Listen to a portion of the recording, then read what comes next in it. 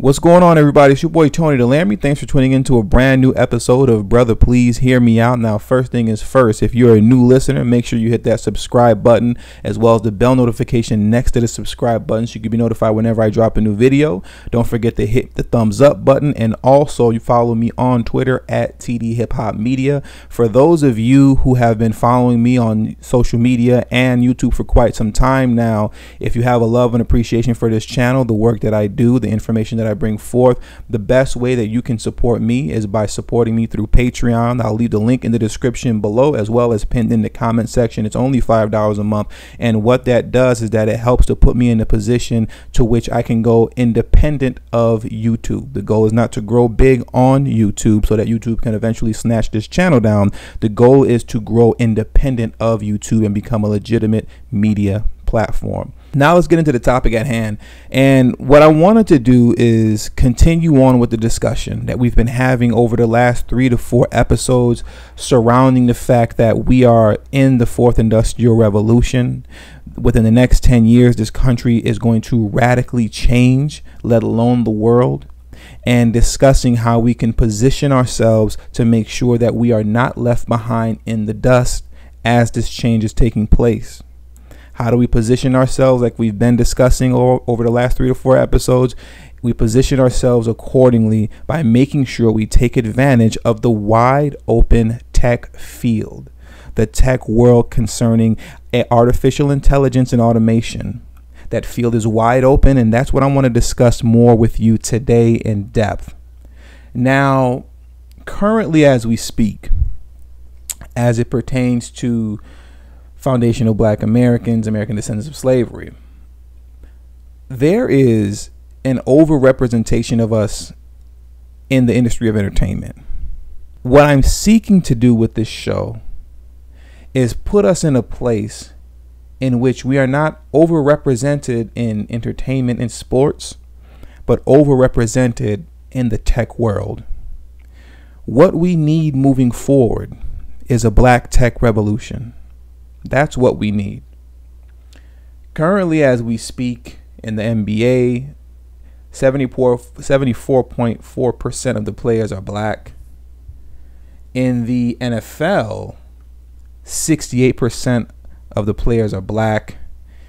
When it comes to the music industry, specifically as it pertains to hip hop, what is that? We can just go on a wild guess and just say 99.9% are Black.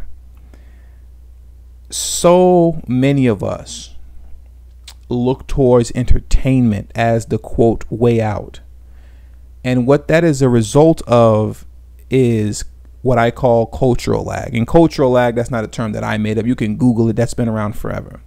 But what do I mean by cultural lag?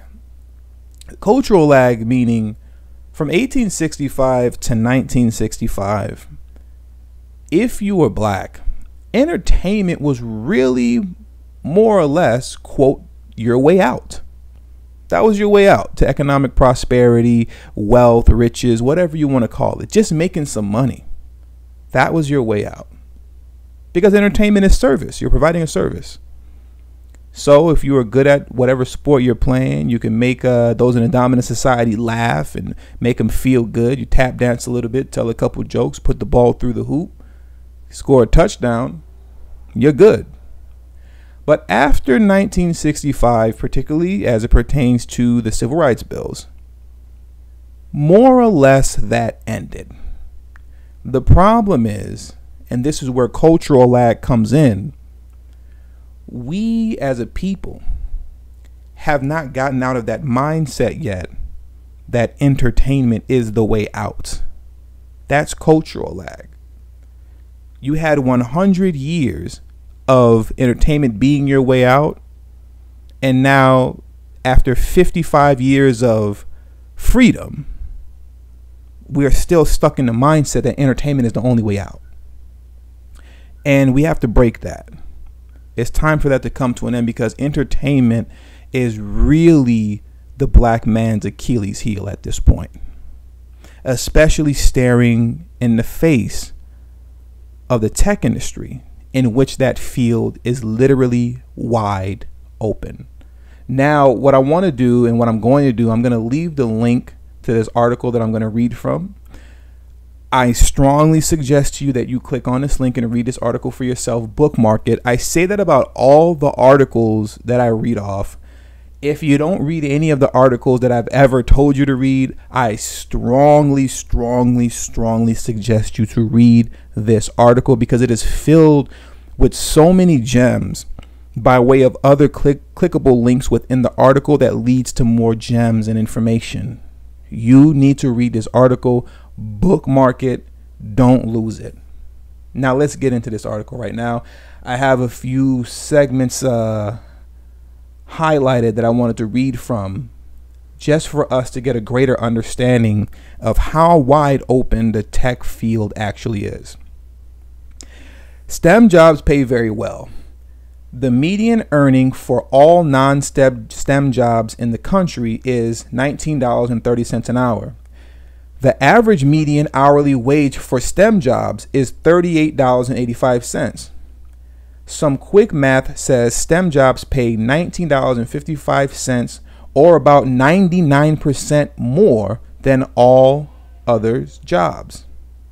Tech giants are going to the extremes to pay for these scarce talents. And I want to repeat that again. Tech giants are going to extremes to pay for this scarce talent. I'm going to say that again. To pay for this scarce talent. Back in 2013, 1.2 million vacant STEM jobs felt like a very large number. That figure eventually evolved into the 2.4 million that we reference now, which is obviously an even greater number. So back in 2013, there were 1.2, and I'm not quoting the article anymore. Back in 2013, there were 1.2 million vacant STEM jobs. Now in 2018, there are 2.4 million vacant STEM jobs. This field is wide open in a crazy way, and that number is only going to go up. Now let me read on. So why does it keep growing? Well, for one, filling the vacancies is still an issue. But two, it's because STEM itself can't stop growing. Specifically, the umbrella under which all of these STEM jobs fall keeps expanding. Artificial intelligence and machine learning, cybersecurity, sure, these were things back in 2013, but they are much bigger things now. Tencent, I believe I'm pronouncing this company's name correctly, forgive me if I'm not. Tencent, the massive Chinese tech conglomerate, reported there are 300,000 artificial intelligence researchers and practitioners in the world today. Only 300,000. But the market demand for such roles is in the millions. So there's only 300,000 artificial intelligence researchers and practitioners in the world today. I'm not quoting anymore. In the world today, right now, as we speak, only 300,000. But there's literally a demand for millions as we speak. Let me carry on quoting. STEM and innovation go hand in hand, so while this might be the latest STEM job vacancy multiplier, it surely won't be the last. It is not out of the question to think that kids will be working jobs we haven't even dreamed of yet. I keep trying to tell you guys, man.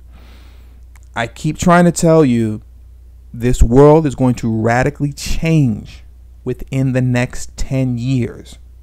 So much so that by 2030, people are going to be working jobs that you weren't even able to conceive or think of right now. Now let's get back into this article, but what we're going to do is we're going to slightly switch gears because what we're going to be reading next is going to be information as it pertains to the importance of your children entering the tech world and getting them started as early as possible. My son is 6 years old and I'm already training him up. Let's get into it. So we shouldn't be too shocked when researchers discover a powerful link between STEM and early childhood. Similarly, on a podcast, Indra Nooyi, and I know I'm butchering this person's name and my apologies, but Indra Nooyi, CEO of Pepsi, had this to say. One of the things that my experience has taught me is that if you are trained as a scientist in your youth, through your high school and college, if you stay with the STEM disciplines, you can learn pretty much all of the subjects as you move along in life. And your scientific disciplines play a very important role and ground you very well as you move into positions of higher and higher authority. Whatever the job is, it's very hard to learn science later on in life. One of the pleas I would have for most young people today is stay with STEM as long as you can. Now, I talked about this, I believe it was in episode either 1 or 2, if not both, where I cited articles to you where they talked about this same thing, that the hardest thing that's going to happen moving forward as AI and automation are taking our jobs is the retraining process. Retraining people to move into another industry that they never even considered before. That's going to be the hardest part of this transition that's happening right now. Let me carry on with this article.